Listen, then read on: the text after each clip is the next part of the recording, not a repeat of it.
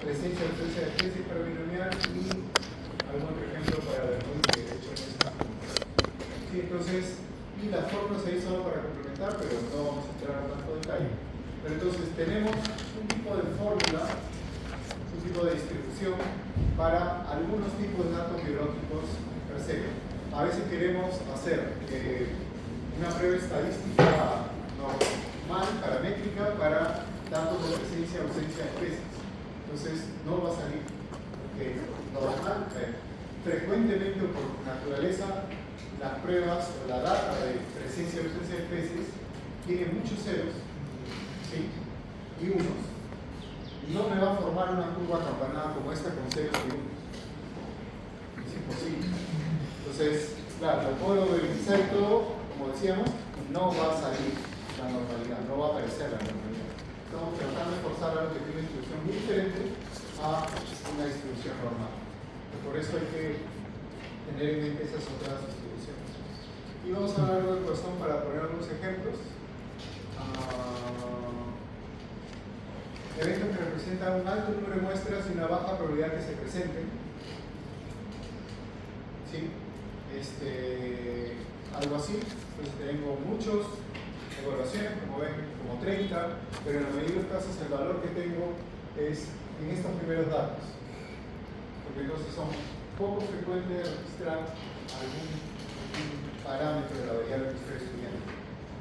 Sin embargo, si comienza a aumentar un poco el gasto del esfuerzo, vamos a ver que esa curva, como ven, se va yendo hacia la derecha. ¿Sí? Eso quiere decir que los eventos, o la rareza de ese evento se está volviendo menos raro. Cuando se vuelve menos raro, entonces ya no hay solo ceros y unos. No sé si les parece, pero por eso puse esa variación. Comparado esa curva con la de allá, la de la pizarra, no se parecen, pero la de la pizarra con la verde ya comienzan a parecerse. Entonces, cuando los eventos comienzan a ser menos raros, la distribución de Poisson se comienza a parecer más a la distribución normal y ya podemos trabajar con una distribución normal. Entonces, cuando tenemos abundancia de datos en nuestra matriz, no solo presencias, ausencias de especies, sino trabajamos con datos de abundancia, pero siguen siendo ceros, unos y dos, estamos en la gráfica naranja. Pero cuando seguimos mostrando que nuestros datos de abundancia comienzan a ser 10, 8, 5, 4, también hay ceros y unos, pero comienza la abundancia a ser mayor, o sea, no ser tan raros esos eventos de registro de las especies, comenzamos a aproximarnos a una distribución normal, la forma de una distribución normal. Y por ahí va un poco la misma comparación, pero con, digamos, todas juntas. ¿Sí? En verde estamos ahí, naranjas y azules por rojizos por ahí. N grande, mayor de 30, P pequeño, P de 0.1, sucesos raros, con moda 0, promedio bajo, centro a la izquierda y gran cola a la derecha, como vemos en la curva naranja. ¿Sí? La moda está muy cerca o es 0 propiamente. Probabilidad de que un evento ocurra no está relacionado con otros eventos. Tendencia.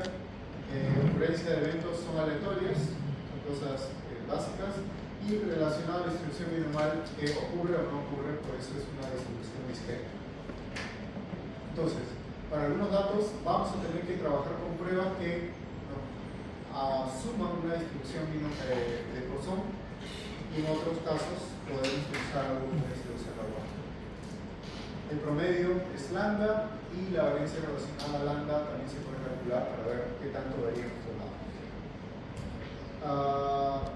Algunos supuestos para que nuestros datos estén dentro de la distribución de Poisson: variable aleatoria, el número de veces que ocurre el evento es indefinido, como por ejemplo algunas cosas que coloco ahí, el número de veces que ocurre un evento durante un tiempo, intervalo de tiempo definido. La probabilidad de ocurrencia es la misma para cualquiera de los dos intervalos igual longitud, que son cosas más puntuales. La ocurrencia y no ocurrencia de cualquier intervalo independiente, la ocurrencia y no ocurrencia de otro, independencia de los datos en cualquiera de los momentos que resolvemos. Y dos eventos no pueden ocurrir al mismo tiempo. Si se cumplen estas condiciones, siendo una variable aleatoria y discreta, entonces estamos dentro de una distribución de Poisson. Y algunos ejemplos típicos, además de lo que hemos mencionado, que como en el ejemplo anterior quizás son diferentes a lo biológico: número de clientes que ingresan a un supermercado por día, en un supermercado que tenga poca afluencia; número de accidentes registrados en una fábrica durante una semana, suponemos que deben ser muy poquitos; número de llamadas que recibe una central telefónica en un periodo de 1 minuto, si no es una central de reclamos debería ser un poquito; número de bacterias en volumen de 1 litro de agua digamos no contaminada; número de vehículos que llevan una gasolinera en 1 hora, en 1 hora pico; número de fallas en la superficie de la pieza cerámica rectangular. Por ahí, como ven, entonces son casos donde la data que podamos recopilar es poco frecuente y que no va a establecerse, no va a cubrir una distribución de la que conocemos más como esta. En ese caso tenemos que tener una prueba estadística que encaje con ese tipo de distribuciones. En distribuciones continuas, hemos visto entonces 3 ejemplos rápidamente con un detalle en Poisson de distribuciones discontinuas. Ahora, en una distribución continua tenemos estas, y dentro de estas, es obvio, la más conocida es la normal. Y algunos ejemplos para estadística: recursos con una distribución igual, por eso lo uniforme; distribución de la tibia, la longitud de la espina de la tibia u otras variables continuas de tamaño. ¿Alguien ha trabajado con variables morfométricas, como morfología o cosas parecidas? Ese es el caso típico de distribución normal. Tipo, si yo hiciera acá una toma de datos de sus tallas, ustedes podríamos decir que es una media muestra, media aleatoria, quizás más o menos, de universo muestral, y podríamos decir que tomando sus datos, los datos de tallas de ustedes deberían tener esta distribución, porque las variables morfométricas casi por naturaleza tienen una distribución normal. Si no tienen, por alguna cosa, los datos que yo tomé no tienen esto, quizás vienen muy pequeño, las muestras de ustedes no han sido elegidas aleatoriamente, entonces quizá por eso no llegamos acá, pero con una transformación logarítmica fácil la acomodamos a curva, porque por naturaleza, casi intrínseca a las cosas morfométricas, tenemos una distribución normal. Log normal, distribución de especies en abundancia en clases; y exponencial, distancia de dispersión de semillas. Si ven, la distancia de dispersión de semillas es un ejemplo, porque si acá está el árbol, bueno, seguro han visto esto en botánica o ecología, acá va a haber muchas semillas, acá un poco menos, y acá menos, y acá menos. Entonces, esto no va a seguir una distribución como es, va a estar, digamos, sesgado a un solo lado. ¿Sí? Acá cerca al árbol y alejado del árbol, la cantidad va a ser mucho menor. Entonces, eso describe una distribución exponencial, una bajada, sí, muy abrupta. Entonces, va a ser como parte de la distribución de pi cuadrado, y entonces necesitamos una forma de distribución, una fórmula matemática como ven, diferente. No vamos a entrar en detalles de la fórmula matemática porque nos fallamos todos, pero la idea principal es esto. Comentarios, quizá comencemos con la normal. Genera una curva acampanada simétrica para los datos continuos, eso ya lo sabemos, lo hemos aplicado y lo conocen muy bien. Distribución análoga a la de Poisson, como vimos, acampanada pero con sesgos en izquierda, a los valores más pequeñitos. Log normal, como girada hacia la derecha, frecuentemente se puede ajustar a una distribución normal. Y uniforme, uso equiprobable de los recursos sobre un intervalo. O sea, ahí tenemos algo bastante más uniforme. ¿Ustedes han trabajado algún tipo de dato que recuerden o pueden identificar que no tiene una distribución normal?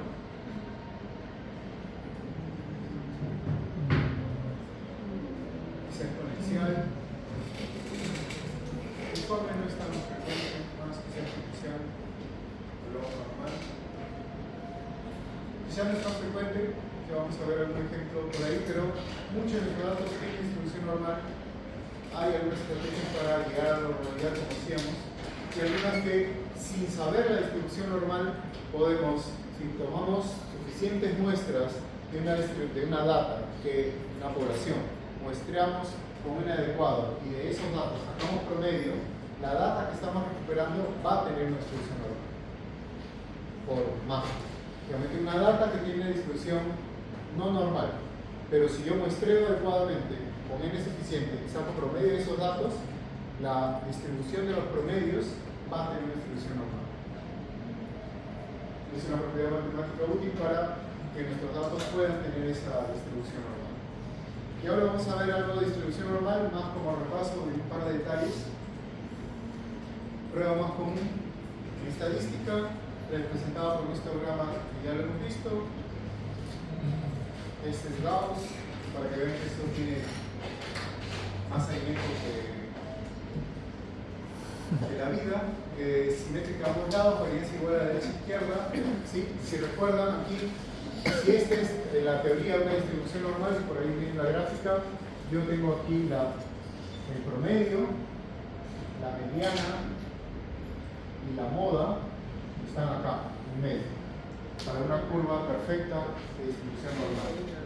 Casi nunca paso por estos datos, que están perfectas, pero sí. Y mediana y moda. Solo para complementar, la mediana, entonces, datos generados alrededor de la media, mediana, datos sesgados a la izquierda, a la derecha, valores bajos o altos, y moda, datos muy numerosos. Es decir, ¿para qué utilizamos, para dónde es útil o recomendable usar la media? Cuando tengo datos que están bien agrupados aquí, puedo usar como medida descriptiva de tendencia central el promedio de la media. Cuando no es así y los datos están sesgados izquierda a derecha a valores altos o bajos, entonces la mayoría no está acá. Si no tengo muchos datos alejados del medio, la mediana puede ser la mejor manera de describir la data. Y cuando tengo datos muy numerosos, como en más de 1000, creo que en ninguno de esos casos hemos andado nosotros, pero no me ha gustado mucho tampoco, la moda es útil o recomendada. Pero generalmente nosotros usamos medio o promedio. Ok, ahí me entra la Z. Lo dije, área de la 100. Y esto es importante, esos porcentajes, como decíamos, porque si asumimos una distribución normal, más o menos el 70% de nuestros datos está en una desviación estándar. ¿Sí? ¿Les suena más o menos una desviación estándar? Es más o menos, no exactamente, pero el intervalo de confianza. ¿Sí? El intervalo de confianza del 95 va más o menos por ahí. Hay una formulita o algunas cosas adicionales, pero nos da seguridad de que la mayoría de nuestros datos andan por ahí. Cerca de la media, una desviación, una variabilidad no tan marcada. ¿Valores Z o estandarizado de los datos? No. ¿Han escuchado? Seguro que sí, pero ¿recuerdan qué es Z?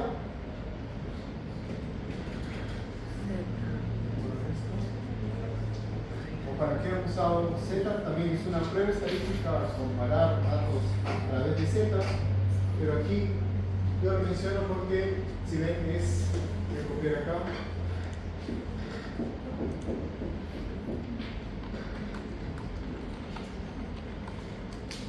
¿Sí? Digamos que yo estoy calculando el promedio del tamaño. Este es el promedio, ¿cierto? El dato menos el dato promedio, digamos que yo tengo 10.5 milímetros de mi dato, menos el promedio, que digamos que me salió 12.0 milímetros también, ¿sí? Y sobre una desviación estándar, que puede ser cualquiera, pero digamos 2.5, que también viene en milímetros. ¿Ok? Entonces, ¿qué va a pasar acá? Solo para que vean, no les voy a pedir que memoricen la fórmula, pero que lo estoy detallando para que vean la utilidad. Yo voy a, esto va a ser, lo voy a restar y me va a salir menos 1.5, milímetros, ¿ok? Y milímetros y milímetros se va a ir y me va a salir algún dato por aquí, no sé, cualquier dato, digamos 0.5, Z va a ser 0.5. ¿Cuál es lo interesante de lo que acabo de hacer? Es que yo eliminé las unidades. Z viene sin unidades. ¿Y para qué sirve esto? Porque Z se utiliza bastante en algunos datos para estandarizar la información. Imagínense que yo quiero comparar y decir, ¿qué dato es más variable? ¿Los datos de peso o los datos de talla? Si yo solo comparo la desviación estándar, como digamos, el tamaño puede tener unidades mayores, va a tener una magnitud de unidad mayor en la desviación estándar que el peso. Solo porque, digamos, el talla va de 100 milímetros a 150 milímetros y el peso va de, por decir cualquier cosa, 5 gramos a 8 gramos. Solo porque las unidades del peso son menores, la desviación estándar va a ser menor. Y si quiero comparar cuál varía más, las que tienen unidades mayores siempre van a dar un valor mayor.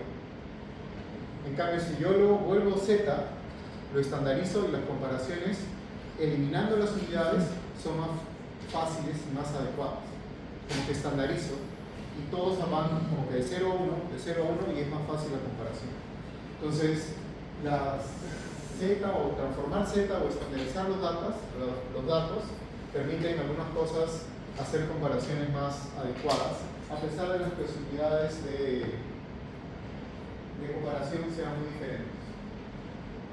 Un ejemplo, saliéndonos un poco de acá para que se pueda entender quizá mejor, algo parecido. ¿Todos han hecho un PCA en algún momento? ¿Sí? Casi todos. ¿Sí? Es muy fácil, solo pegar, bloquear y ya está, más o menos. Pero han visto que hay dos opciones siempre de poder hacer, en el PAS lo vamos a ver, es marcar si aplicas una matriz de covarianza o una matriz de correlación. ¿Se han visto? Si no lo han visto y no lo han elegido, podrían haber tenido problemas con su resultado. ¿Por qué? Porque si, por ejemplo, ¿para qué han usado un PCA? ¿Qué variables colocar?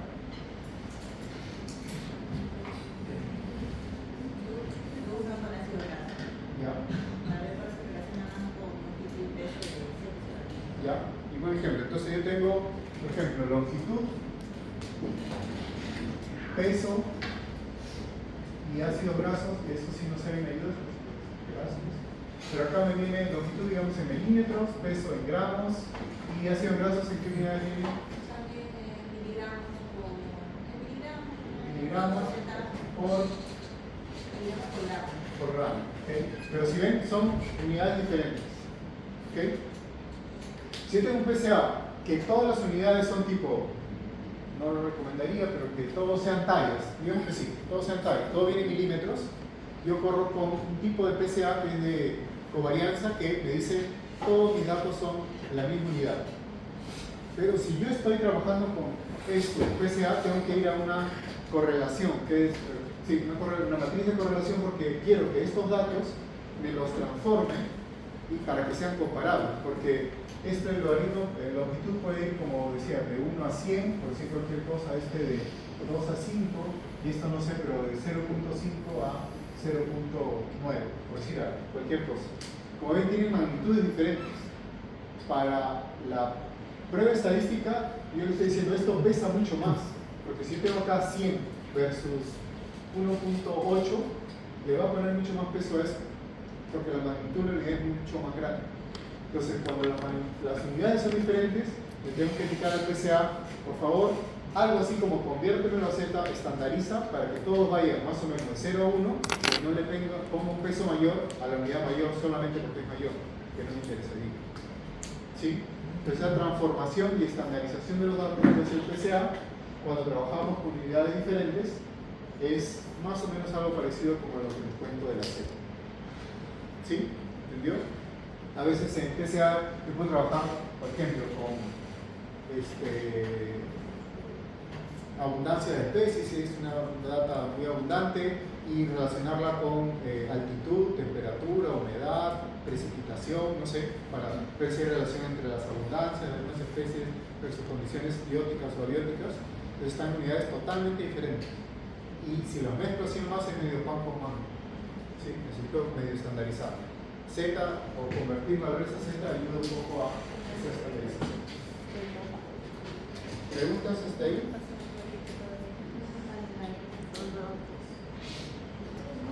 ¿Todo bien? Y entonces, como para finalizar un poco de distribución normal, ese punto de inflexión es interesante porque nos da esta... ¿Sí? ¿Qué es ese control?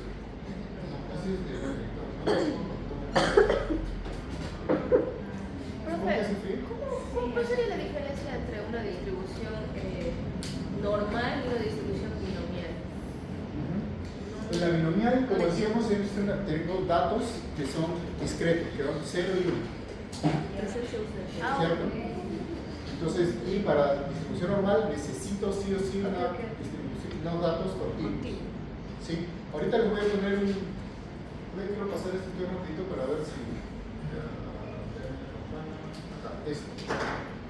Y nuevamente es como un recurso de la internet muy sencillo, muy básico, pero creo que ayuda a...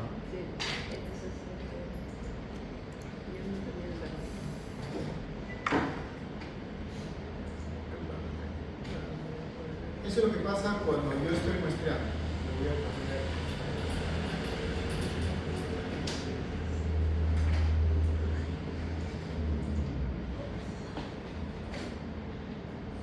Estoy soltando ahí pelotitas, ¿sí? Como mi muestreo. Voy a poner más rápido. ¿Sí? Y acá son los valores más o menos que yo podría obtener, por ejemplo, de peso. Voy a mostrar un bicho, un pez, me va a salir que pesa 5, el otro 6, 7, 8, del 0 al 14. Estoy viendo que acá encuentro más pececitos que pesan 8 y 6. Algunos pesan 5, muy poquitos 3 y 4. ¿Sí? Mi n ahí de muestreo son, cada muestreo es una pelotita, y yo he puesto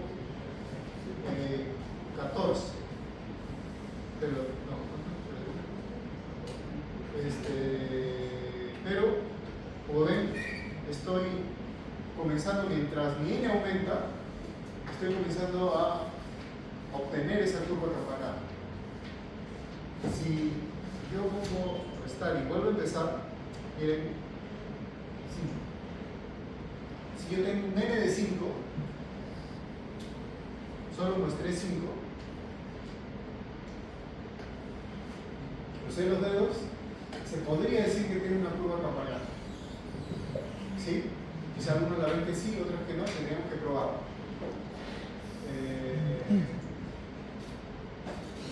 Digamos 3. Eso es lo que les comentaba la clase pasada. Si tengo un n muy pequeñito, no va a dar para tener una curva campanada. Entonces, mientras mi n es mayor, la probabilidad de que si mi data tiene una inflexión normal en la población de donde lo estoy tomando, comience a tener esta forma campanada, aumenta, solo por probabilidad, simplemente. Por eso que los estadísticos recomiendan tener este n mayor. Como ven aquí, por acá, voy a poner el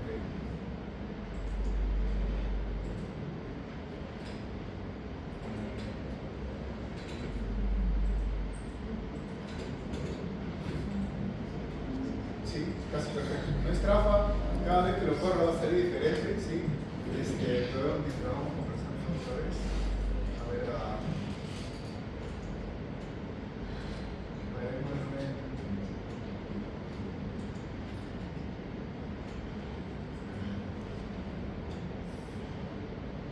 ¿sí? Entonces, como ven, las pelotas están cayendo ahí en cualquier lugar. Vamos a darle a ver que cae corriendo, a ver cómo se acomoda. Pero entonces, esa es un poco la explicación de por qué necesitamos un n lo mayor posible si queremos hacer una prueba paramétrica. ¿Sí? Solo por probabilidad, mientras mayor sea el muestreo, mayor es la probabilidad de llegar a esa forma campanada de la data. ¿Sí? ¿Se entiende? ¿Sí?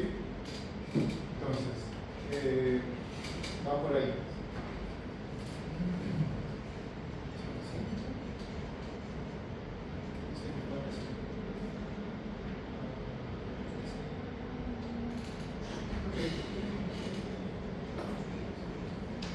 Como ven, con más de 100 y pico, seguro que tenemos una probabilidad fácil de probar. Por una consulta. Por ejemplo, en organismos que son tipo diversos, yo tenía una sospecha que habían hecho 3 años de muestreo y así llegaron a la prueba de combinación de especies. No he alcanzado, seguimos de tiempo. Ya. Ahí hay dos cosas. Uno es que ¿han usado ustedes el estimate? No vamos a hacer este curso. ¿Han usado estimate para curvas de combinación de especies? Todo lo que trabajo con universidad y cosas así, sí lo usamos seguido. Ahí hay unos rollos más teóricos, pero hay metodologías que no están en el estimate, pero que antes del estimate se usaban mucho, donde, pero Clench, fórmula de Clench, curva de Clench, sí, que se usaba mucho. Algún paquete como el Species Accumulation, que era interesante porque nos decía, te doy 3 modelos, Clench, exponencial y logarítmico, creo que era, no me acuerdo. Pero uno de ellos, como el logarítmico, te decía, yo no alcanzo la meseta, porque asumo que la zona de estudio es muy grande, conozco un poquito de la especie, de la comunidad, perdón, entonces no te puedo dar una predicción de cuál es mi riqueza especie total. Nunca voy a alcanzar la pendiente cero, por definición. Entonces hay comunidades donde no se alcanza. Y hay otras comunidades que dependiendo del tiempo, por eso normalmente decimos que, seguro ustedes han escuchado, que normalmente con el M, como estamos hablando ahora, queremos llegar al 30, sería lo ideal, a veces se puede recomendar hasta menos de 20, ¿ok? Pero decimos, no se han escuchado, pero eso es mientras más mejor. En biología en general, sí, mientras más mejor cuando hablamos de fuerza de muestreo, porque es muy difícil que muestremos tanto que ya no necesitemos una nueva unidad de muestreo. Casi nunca nos ha pasado, no sé si les ha pasado a ustedes, pero normalmente es, si hubiera muestrado un poquito más, la curva, el dato, cualquier cosa hubiera mejorado. Pero siempre cuento esto, creo que más en otro curso, pero es hace 2000 años, cuando ustedes habían nacido, había un proyecto llamado Violat, no sé si han escuchado acá por el museo. Fue en Manu y había muchos biólogos de los profes ahora, el profe Lama, el Pacheco, por ahí, botánicos también, que iban y estaban haciendo inventarios. Mucha gente, mucho tiempo, 80 y tantos, en los 80 y tantos, no me acuerdo, yo tampoco, estaba muy chiquito.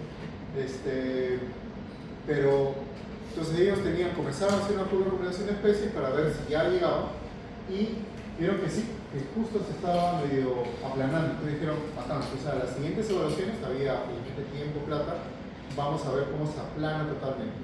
Y lo que pasó fue que se disparó otra vez. ¿Y por qué? Porque, yendo un poco a lo que tú preguntabas, ahí puede ser varias cosas, pero una es que, para los que no han hecho esto, va a ser medio chino mandarín, pero estas son una curva de especies, pero acumulada. Entonces, nunca va a bajar, siempre va a subir, porque yo voy registrando especies nuevas en mi inventario. Pero si yo paso mucho tiempo en el inventario, como raras veces sucede, nosotros tenemos muy poquito tiempo para inventariar, pero si pasamos mucho tiempo en el inventario, lo que puede estar pasando ahí es que comencemos a registrar o cambios naturales en la composición de la comunidad, o comenzar a registrar especies errantes, o porque estén cambiando de hábitat, porque si no muestro en un lugar, me voy a otro lugar, cambio de hábitat, cambio de ecosistema, mi curva se comienza a disparar porque ya extrapolé un poco el alcance inicial, por tiempo, por espacio o por probabilidad. Entonces, aparentemente ellos tuvieron ese problema, pero digamos, cosa interesante, porque otra vez se disparó cuando debía, el muestreo grande debía hacer que se aplane. ¿Sí? Puede pasar. Sí. volviendo, entonces, solo para terminar, algunas cosas básicas de distribución normal. Esas son las pruebas que se pueden utilizar para calcular la distribución normal. Shapiro, que seguro que todos han usado, Kolmogorov y otras más. ¿Han escuchado el Cuckoo-Plot? ¿Lo han usado para algo? ¿Sí? Visualizar, pero para visualizar, ¿qué recuerdan? No necesariamente tienen que recordar, pero normalidad, ¿sí? Ya. Pero nosotros vamos a usar Cuckoo-Plot también para observar la normalidad, como decíamos. Sería bueno siempre primero graficar. Entonces, Cuckoo-Plot es una herramienta gráfica, ¿sí? Cuckoo-Plot es porque trabaja con cuartiles, cuartil X, cuartil Y, y lo ploteamos para ver si gráficamente estamos viendo que tiene una distribución normal o no. Y ahí podemos detectar algún outlier, vamos a ver ahora, y entonces graficamos. En el Cuckoo-Plot parece que todo va bien, pero hay unos outliers medio raros y cuando corremos el Shapiro no vemos normalidad. Entonces ahí como podemos comenzar a sospechar que ciertos outliers son no outliers propiamente dicho, sino datos cerrados, cosas así, los elimino y tengo la normalidad. Podría ser una manera que si solo por un Shapiro Wilks no lo voy a detectar. Entonces nuevamente, si lo hacemos primero gráficamente es útil. Las recomendaciones de los estadísticos son, si tengo un n menor de 50, Shapiro Wilks, mayor de 50, Shapiro Francia, o algo parecido, y mayor de 30, Kolmogorov principal. Lo que normalmente se acostumbra decir que si tengo más de 30 Kolmogorov, si tengo menos Shapiro Wilks. ¿Sí? ¿Han usado Kolmogorov? ¿Sí? Para normalidad también. Y como no vamos a ver aquí, pero el Kolmogorov se utiliza mucho para, en general, probar si han visto, creo que le llaman algunos paquetes estadísticos, pruebas de una población o una muestra. Entonces yo quiero probar que si mis datos se asemejan o no, se diferencian de una distribución teórica. Para eso uso Shapiro Wilks para normalidad, y el Kolmogorov es como más amplio. Se puede usar para normalidad o para otras pruebas también. Quiero saber si mis datos se parecen a una distribución X o no. Con el Kolmogorov puedo probar que está bien. Normalidad y otras cosas más.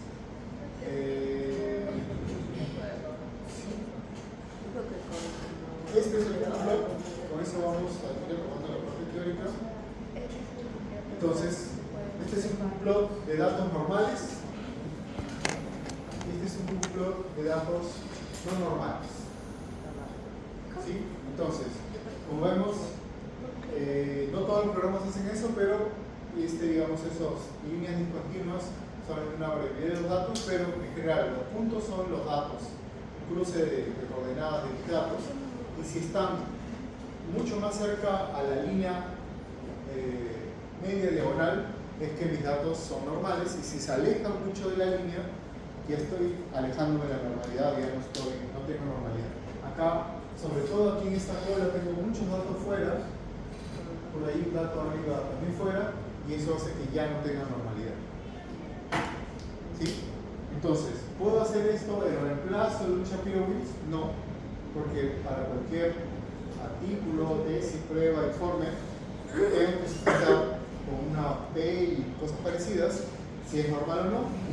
Pero eso me permite dar una mirada, porque si, digamos, yo no tuviera esta cola, y tuviera 2 o 3 puntos ahí arriba, corro un Shapiro y me dice que no es normal, claramente es porque tengo 2 o 3 puntos que si los elimino, tengo la normalidad. Ahora, el criterio del especialista es que realmente tiene un sustento biológico eliminar esos puntos ahí arriba y obtener la normalidad, o estoy forzando mi data ahí. Bueno, ni modo, no es normal. Tengo que seguir con algunos pasos adicionales. ¿Sí? Pero gráficamente me permite saber qué tan cerca puede estar de la normalidad. ¿Sí? ¿Preguntas?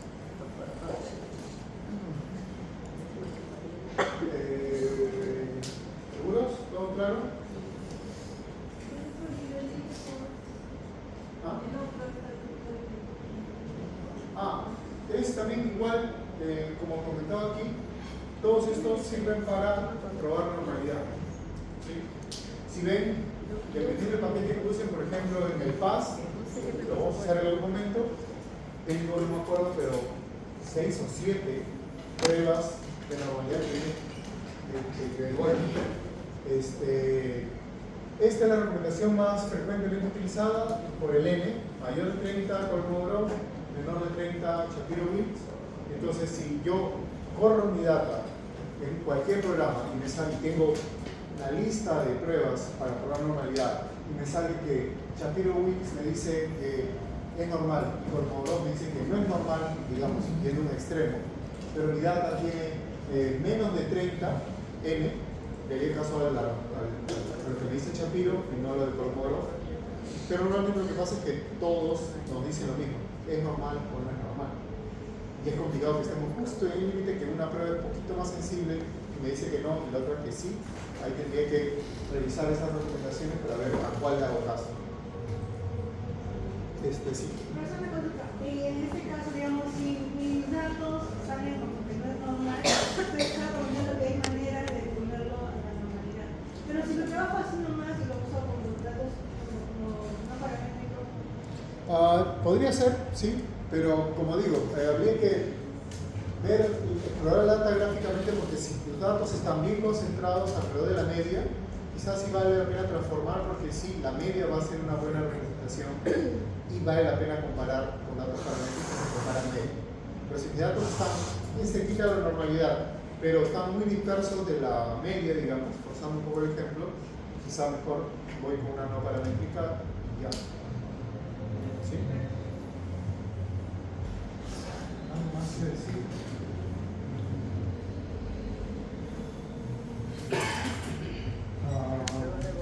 Ok, entonces, nuevamente enfatizando la idea de que probemos una parte gráfica antes de correr alguna prueba.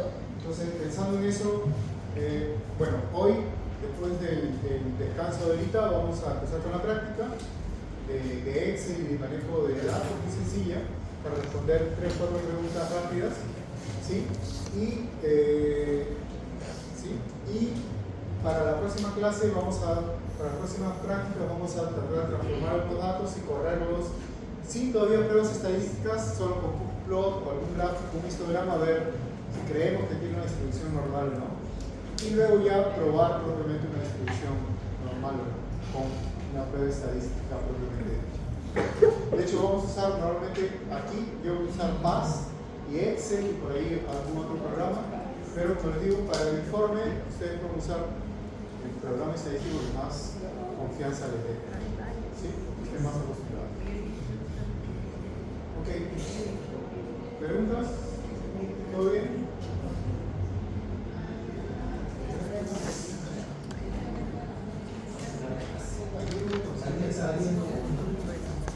Yo tenía clase en la noche también.